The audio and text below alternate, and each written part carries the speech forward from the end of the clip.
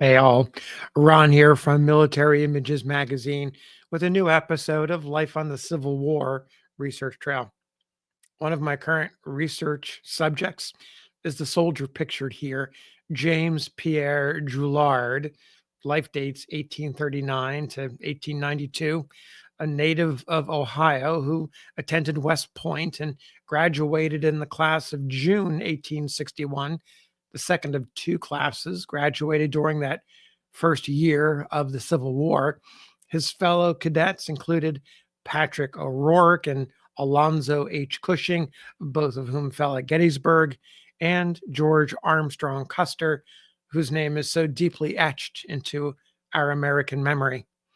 Drouillard's wartime service included training volunteers in Washington, D.C., fighting with George Sykes and his regulars in the First Battle of Bull Run, and as a loyal staff officer to Irvin McDowell and William S. Rosecrans, remaining part of their official military families during the most difficult times in their careers. For McDowell, who was blamed for the Union loss at Second Bull Run, and Rosecrans, who suffered a significant defeat at Chickamauga.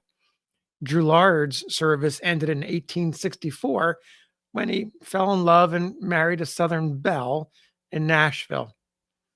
My research into Drouillard's life and military career included documents in the National Archives, now digitized and available through fold3.com, part of the ancestry.com brand.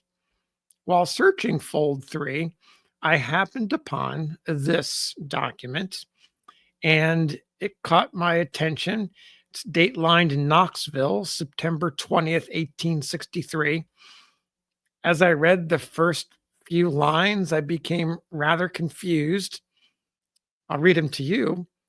Enemy you at large, the so enemy them evermore, was taken in as available, that situated eastern portion, the dispatches sent. Benjamin answered in a state, the withdraw down order, bird dead. At first, I thought maybe my eyes were playing tricks on me. It was late and I'd been on the research trail much of the day.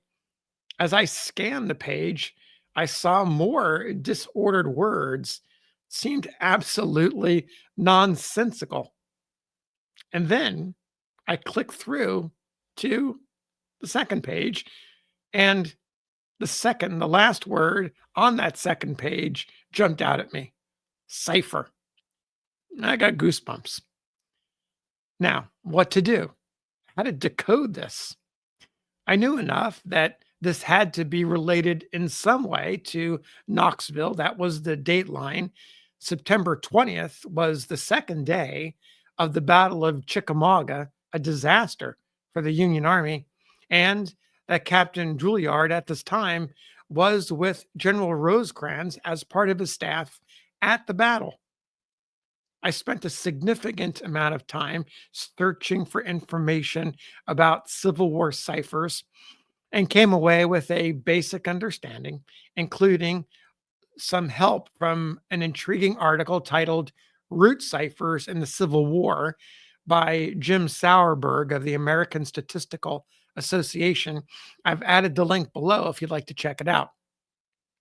Jim's article included this description of a root cipher. Is by a U.S. military telegraph operator. It goes like this.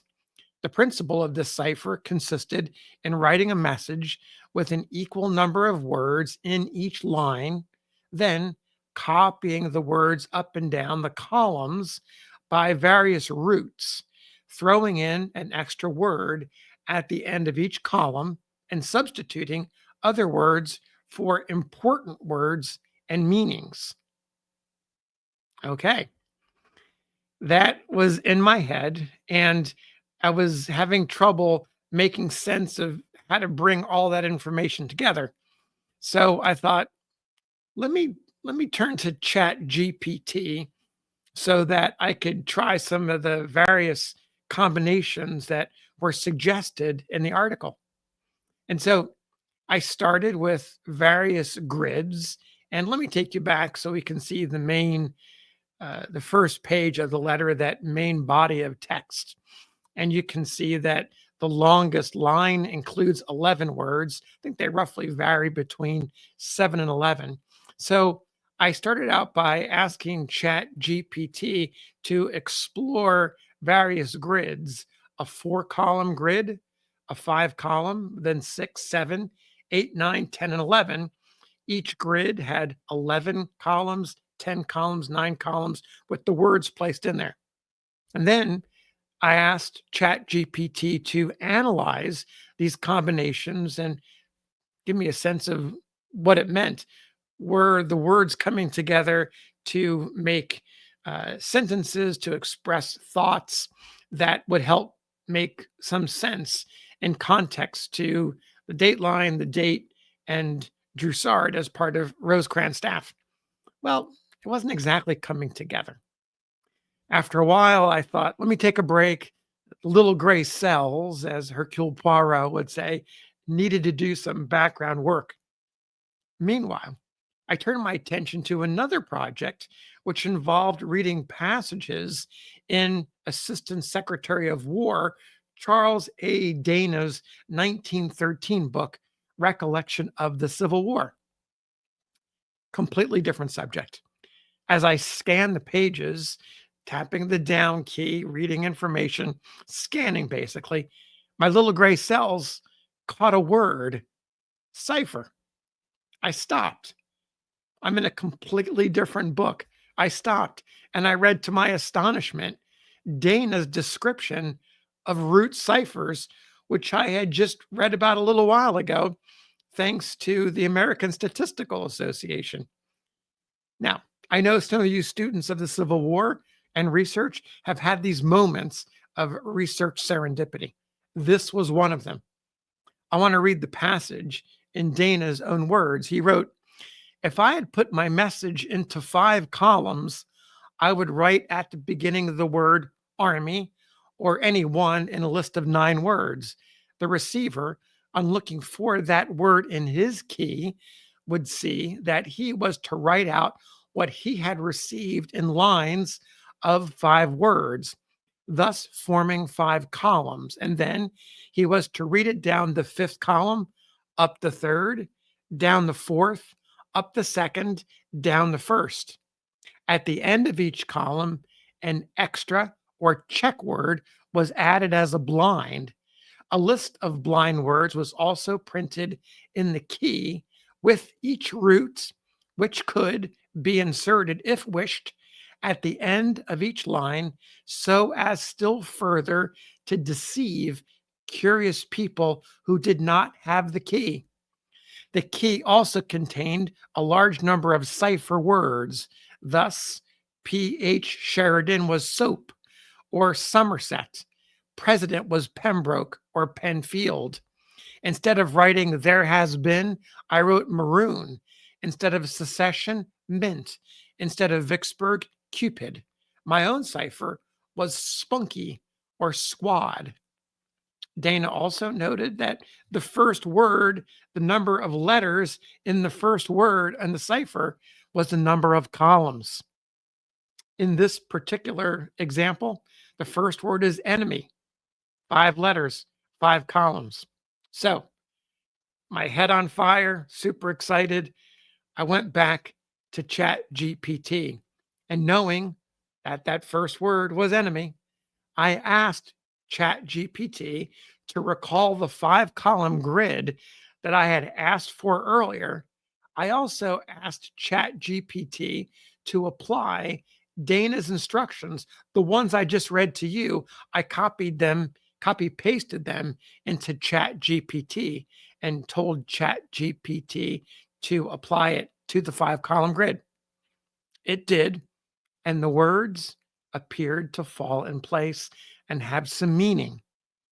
Here's a smoothed out version, a clean, readable paragraph. This is the one that's generated by ChatGPT. You're going to hear some names, and they're likely code for commanders or couriers, as mentioned by Dana in his writing.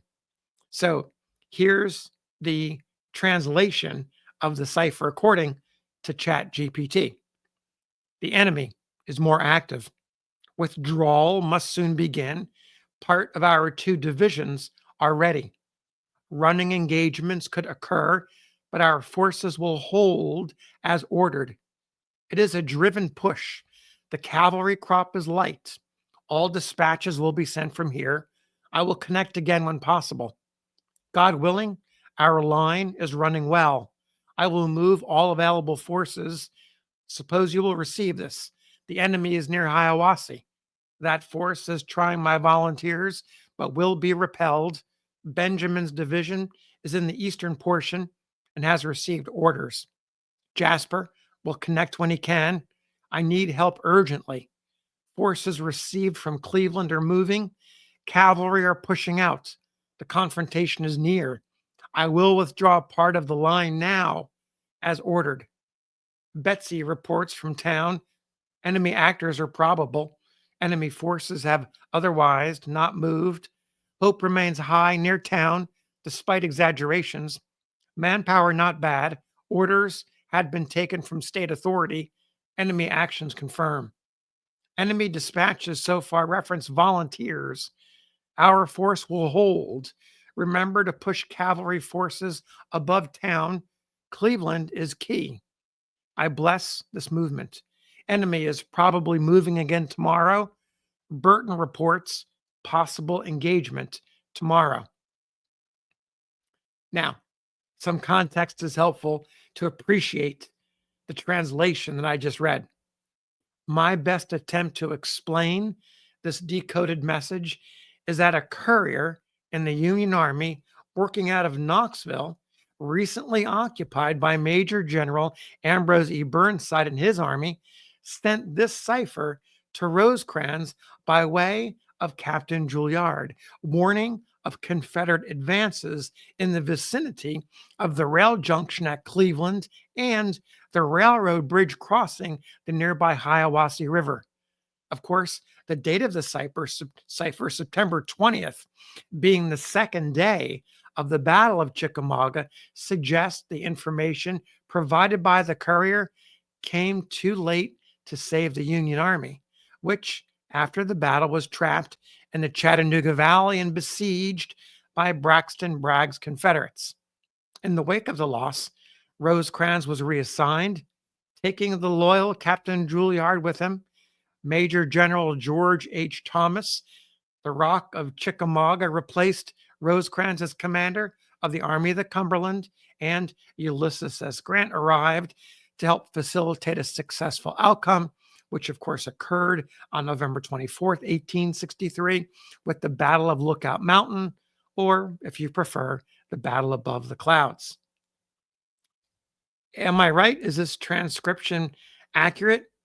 Did ChatGPT properly process Dana's instructions?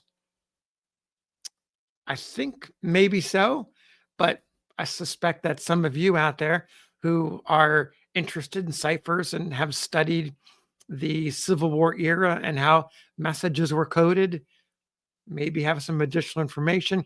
If you want to get copies of this document, I'm going to post them so you can have a look at them and let me know what you think.